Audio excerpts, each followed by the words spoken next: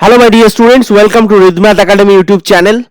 তো আজকে আমরা মাধ্যমিক 2024 পরীক্ষার অঙ্ক প্রশ্নের একটি সাজেশন দেখব। তো আজকের সাজেশনটা উপপাদ্যের প্রয়োগ, যে 3 নম্বর মানের এক্সট্রা উপপাদ্যটা আসে তোমাদের পরীক্ষায়, সেটার জন্য কিছু সাজেশন দেবো আমি। সাজেশন থেকে প্রত্যেকটি অঙ্ক তোমরা করে যাও, দেখবে পরীক্ষায় তোমরা কমন পাচ্ছ।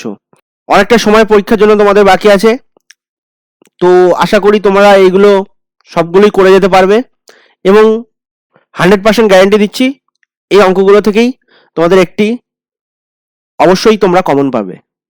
তো দেখে নিই মাধ্যমিক 2024 উপপাদ্যের প্রয়োগ 3 নম্বরের সাজেশন। প্রথম প্রশ্নটা হচ্ছে, প্রমাণ করো যে বৃত্তস্থ সামান্তরিক অবশ্যই একটি আয়তক্ষেত্র হবে। এটি খুবই গুরুত্বপূর্ণ প্রশ্ন, এটি প্রায়শই প্রত্যেক বছর আসে, তো সেই জন্য এই প্রশ্নটা সবার প্রথমে রেখেছি। দ্বিতীয় প্রশ্নটা বলছে, এবিসিডি একটি বৃত্তস্থ চতুর্ভুজ, কোণ ডিএবি ও কোণ বিসিডি এর সমদ্বিখণ্ডক দ্বয় বৃত্তকে এক্স ও ওয়াই বিন্দুতে ছেদ করেছে। প্রমাণ করো যে এক্স ওয়াই বৃত্তের ব্যাস। তোমাদের এই বৃত্তস্থ চতুর্ভুজ এবং বৃত্তস্থ ত্রিভুজ সম্পর্কে যেসব উপপাদ্যগুলো আছে সেগুলো বেশ ইম্পর্টেন্ট, সেগুলো বারবারই পরীক্ষা আসে। তো 3 নম্বর বলছে, দুটি বৃত্ত পরস্পরকে পি ও কিউ বিন্দুতে ছেদ করেছে।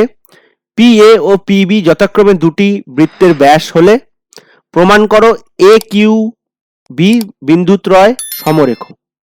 4 নম্বরটা কি বলছে, প্রমাণ করো যে একটি চতুর্ভুজের 4টি কোণের অন্তঃসমদ্বিখণ্ডক দ্বারা সৃষ্ট চতুর্ভুজটি বৃত্তস্থ। এই তিনটে অত্যন্ত গুরুত্বপূর্ণ এবং বৃত্তস্থ চতুর্ভুজ সম্পর্কিত যে উপপাদ্যগুলো আছে এক্সট্রা, সেগুলি খুব আসার সম্ভাবনা আছে। 5 নম্বরটা কি বলছে, এবিসি ত্রিভুজের পরিবৃত্তের কেন্দ্র ও ওডি লম্ব বিসি। প্রমাণ করো যে কোণ BOD equal to BAC. ABC একটি বৃত্তস্থ চতুর্ভুজ, ডিই জ্যা, কোণ বিডিসি এর বহির্দ্বিখণ্ডক। প্রমাণ করো যে এই বা বর্ধিত এই কোণ বিএসি এর সমদ্বিখণ্ডক। 7 নম্বরটা বলছে, সমকোণী ত্রিভুজ এবিসি এর কোণ এ ইকুয়াল টু 90 ডিগ্রি, বিসি এর উপর এডি লম্ব। প্রমাণ করো যে ত্রিভুজ এবিসি এর ক্ষেত্রফল ডিভাইডেড বাই ত্রিভুজ এসিডি এর ক্ষেত্রফল equal to BC square by AC square. এটিও খুব গুরুত্বপূর্ণ একটি উপপাদ্য, এটি আসার সম্ভাবনা আছে। সমকোণী ত্রিভুজ এবিসি এর কোণ এ 90 ডিগ্রি এবং বিপি ও সিকিউ হলো দুটি মধ্যমা।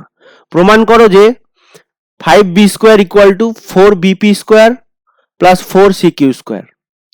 9 নম্বরটা হচ্ছে, এবিসি ত্রিভুজে এডি লম্ব বিসি এর উপর এবং এডি square equal to BD into DC. প্রমাণ করো যে বিএসি একটি সমকোণ। এই যে অঙ্কগুলো দিচ্ছি তোমরা এগুলোর মধ্যে থেকে একটা করে যাও, অবশ্যই তোমরা কমন পাবে এবং এগুলোর সমাধান আমি আমার চ্যানেলে আস্তে আস্তে আপলোড করে দেবো, তো সেগুলো তোমরা দেখতে পারো খুব সহজে এবং সংক্ষেপে আমি তোমাদের বোঝাবো। তো তার জন্য আমার চ্যানেলটিকে সাবস্ক্রাইব করতে হবে এবং বেল আইকনটি প্রেস করতে হবে, যাতে আমি যখনই ভিডিওগুলো আপলোড করবো তোমরা পেয়ে যাও। তো 10 নম্বরের প্রশ্নটা কি বলছে, একটি সরলরেখা দুটি সমকেন্দ্রিক বৃত্তের একটিকে এ ও বি বিন্দুতে ছেদ করে এবং অপরটিকে সি ও ডি বিন্দুতে ছেদ করে। প্রমাণ করো যে এসি ইকুয়াল টু বিডি। এই অঙ্কটাও খুবই গুরুত্বপূর্ণ, 3টে স্টার দিয়ে রাখলাম। 11 দাগেরটা কি বলছে, দুটি সমকেন্দ্রিক বৃত্তের বৃহত্তর বৃত্তের এবি ও এসি এরূপ জ্যা যেগুলি ছোট বৃত্তকে যথাক্রমে পি ও কিউ বিন্দুতে স্পর্শ করেছে। প্রমাণ করো যে P Q equal to half of BC. তো 12 দাগেরটা কি বলছে, এবিসি একটি আয়তক্ষেত্র এবং ও তার মধ্যে অবস্থিত যে কোনো একটি বিন্দু। প্রমাণ করো যে O A square plus O C square equal to O B square plus O D square. এই অঙ্কটিও খুব গুরুত্বপূর্ণ। 13 দাগের প্রশ্নটা কি বলছে, ও কেন্দ্রীয় বৃত্তের এসি একটি ব্যাস, এবিসি একটি বৃত্তস্থ ত্রিভুজ এবং ওপি লম্ব এবি। প্রমাণ করো যে ওপি is to BC equal to 1:2। আমি এগুলো পড়ছি, তোমরা এগুলো ভিডিওটাকে স্টপ করে তোমরা এগুলো এক এক করে তুলে নাও, তোমাদের খাতায় লিখে নাও এবং সেগুলোকে প্র্যাকটিস করো। 14 দাগেরটা কি বলছে, ও কেন্দ্রীয় বৃত্তের পরিলিখিত চতুর্ভুজ এবিসিডি হলে প্রমাণ করো যে AB plus CD equal to BC plus DA. এই অঙ্কটাও খুবই গুরুত্বপূর্ণ, 3টে স্টার দিয়ে রাখলাম।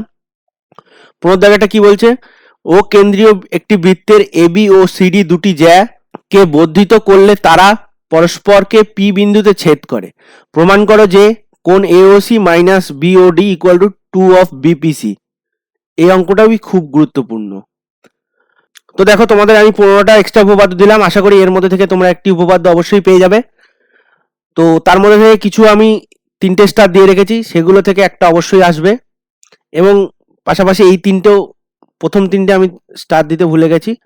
প্রথম 3টে 2, 3, 4 এগুলো বৃত্তস্থ চতুর্ভুজ সম্পর্কিত উপপাদ্যগুলো খুবই ইম্পর্টেন্ট। তো এগুলোর সমাধান আমি আমার চ্যানেলে আপলোড করব। তো তোমরা অবশ্যই চ্যানেলটিকে সাবস্ক্রাইব করে রাখো এবং বেল আইকনটি প্রেস করো, তবেই এইগুলোর সমাধান তোমরা পাবে এবং আমি খুব সহজ ভাষায় এবং সংক্ষেপে এগুলোর সমাধান করে দেবো। তো ভিডিওটা দেখার জন্য ধন্যবাদ। তোমাদের যদি পছন্দ হয় তাহলে অবশ্যই তোমরা চ্যানেলটিকে সাবস্ক্রাইব করবে।